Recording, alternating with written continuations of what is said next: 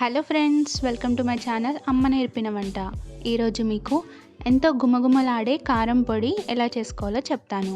ఈ కారం పొడి మనకి ఫీవర్ వచ్చినా, కోల్డ్ వచ్చినా ముందుగా వేడి రైస్లో ఒక 2 ముద్దలు తిన్నా మీకు సర్ది మొత్తం తగ్గిపోతుంది.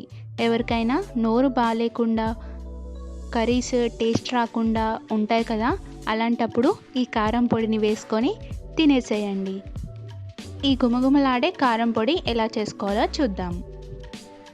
స్టవ్ పైన ఒక పాన్ పెట్టుకోవాలి. అందులోకి 1 కప్ ఆఫ్ కందిపప్పుని యాడ్ చేసుకోండి. ఈ పప్పుని దోరగా వేయించుకోండి. ఒకవేళ మీరు కందిపప్పు తినకపోతే మీరు శనగపప్పు లేదా మినప్పప్పుని యాడ్ చేసుకోవచ్చు. కానీ కందిపప్పు చాలా హెల్దీ కాబట్టి నేను ఇక్కడ కందిపప్పుని యూస్ చేస్తున్నాను. కందిపప్పు దోరగా వేగిన తర్వాత ఇందులోకి 2 టేబుల్ స్పూన్ల జీలకర్రని యాడ్ చేయండి.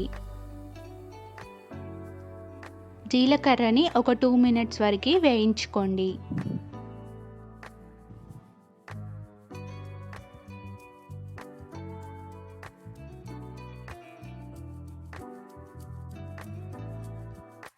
ఈ 2 ఇంగ్రీడియంట్స్ వేగిన తర్వాత వీటిని పక్కకి తీసి పెట్టేసుకోండి. ఇప్పుడు అదే గిన్నెలోకి 1 టేబుల్ స్పూన్ ఆఫ్ ఆయిల్ని యాడ్ చేసుకోండి. అలానే ఇక్కడ నేను 150 గ్రామ్స్ ఆఫ్ ఎండుమిర్చిలని యాడ్ చేస్తున్నాను. ఎండుమిర్చిలోని కారం తగ్గడానికి మనం ఇక్కడ కందిపప్పుని తీసుకున్నాము.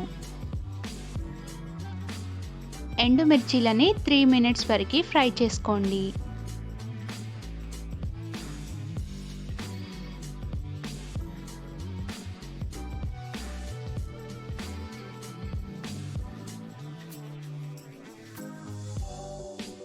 ఎండుమిర్చీలు ఫ్రై అయిన తర్వాత ఇందులోకి 2.5 టేబుల్ స్పూన్ ఆఫ్ క్రిస్టల్ సాల్ట్ని యూజ్ చేయండి. క్రిస్టల్ సాల్ట్ యూజ్ చేయడం వల్ల మనకి కారం పొడి ఇంకా టేస్ట్ చాలా వస్తుంది. ఇవి వేగిన తర్వాత ముందుగా వేయించి పెట్టుకున్న కందిపప్పులోకి వేసేసుకోండి. వీటిని మొత్తం చల్లారనివ్వాలి. ఇప్పుడు ఒక గిన్నెలోకి 2 ఇంచుల సొంటిని లైట్గా వేయించండి. సొంటిని యాడ్ చేయడం వల్ల మనకి జలుబు, దగ్గు ఉన్నా పోతాయి. అందుకనే మనము ఈ కారం పొడిలోకి సొంటిని యాడ్ చేస్తున్నాము. అలానే ఒక 10 గ్రామ్స్ ఆఫ్ మిరియాలని యాడ్ చేయండి. ఇవి ఒక 1 మినిట్ వేయించుకున్న తర్వాత ముందుగా వేయించిన వాటితోటి కలిపేసేయండి. ఇప్పుడు అదే గిన్నెలోకి ఒక 10 రిబ్బల కరివేపాకుని యాడ్ చేసుకోండి. కరివేపాకులోని తేమ పోయే వరకు ఫ్రై చేసుకోండి. మీరు ఒక 2 మినిట్స్ ఫ్రై చేయగానే కరివేపాకులన్నీ దగ్గరగా అయిపోతాయి. అలా అవుతే మనకి కరివేపాకులు వేగినట్లే.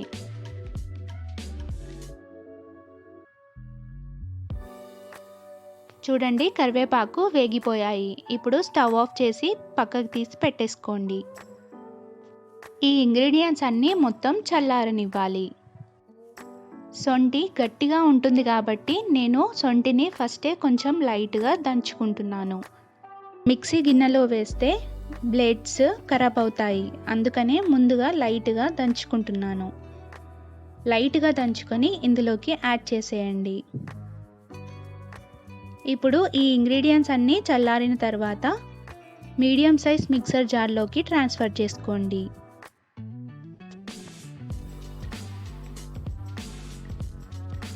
అలానే వేయించి పెట్టుకున్న కరివేపాకుని కూడా యాడ్ చేసేయండి. ఒక ఫైన్ పౌడర్ లాగా రెడీ చేసుకోండి. మనం మిక్సీ పట్టేటప్పుడు ఎక్కువసేపు పట్టకుండా మధ్య మధ్యలో కలుపుతూ ఉండాలి. మధ్య మధ్యలో కలుపుకుంటూ కారం పొడిని రెడీ చేసుకోండి. చూడండి, ఫైన్ పౌడర్ లాగా రెడీ అయిపోయింది కదా. ఇప్పుడు ఇందులోకి 15 వెల్లుల్లి రిబ్బలని యాడ్ చేసుకోండి. వెల్లుల్లిపాయలకి పొట్టు తీయకుండా యాడ్ చేసుకోండి.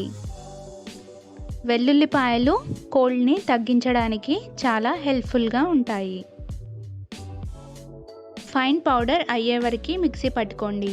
అంతే, మన గుమగుమలాడే కారం పొడి రెడీ అయిపోయింది. హెల్త్ బాలేని వాళ్ళకి ఏ కర్రీ తిన్నా టేస్ట్ రాదు. అలాంటప్పుడు ఈ కారం పొడిని చేసుకొని తినండి.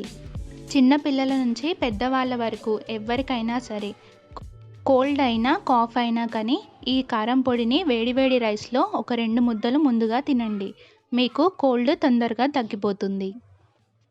మిక్సీ పట్టిన తర్వాత కారం పొడి కొంచెం వేడిగా ఉంటుంది కదా, మొత్తం చల్లారనివ్వండి. చల్లారిన తర్వాత ఒక ఎయిర్ టైట్ కంటైనర్లో వేసుకొని స్టోర్ చేసుకోండి. ఒక గ్లాస్ జార్లో వేసుకొని స్టోర్ చేసుకోండి. ఈ కారం పొడి ఎన్ని రోజులైనా సరే 1 ఇయర్ అయినా సరే అస్సలు పాడవదు. కారం పొడిని యూస్ చేసుకున్న తర్వాత లిడ్తో కవర్ చేసి పెట్టుకోవాలి. లిడ్ ఓపెన్ చేసి అలానే పెట్టేస్తే కారం పొడిలోని ఫ్లేవర్ పోతుంది. చూసారు కదా, ఎంతో గుమగుమలాడే అండ్ హెల్తీ కారం పొడి రెడీ అయిపోయింది.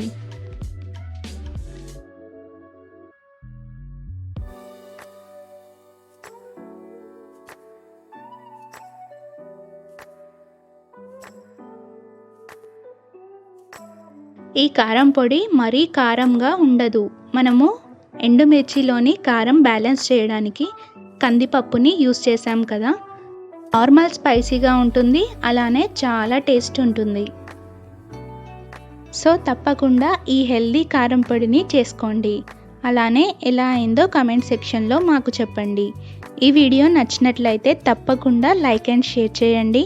అండ్ మా ఛానల్ అమ్మ నేర్పిన వంటని సబ్స్క్రైబ్ చేసుకోండి. ఇలాంటి మంచి వీడియోస్ కోసం పక్కనే ఉన్న బెల్ సింబల్ని యాక్టివేట్ చేసుకోండి. Thank you for watching.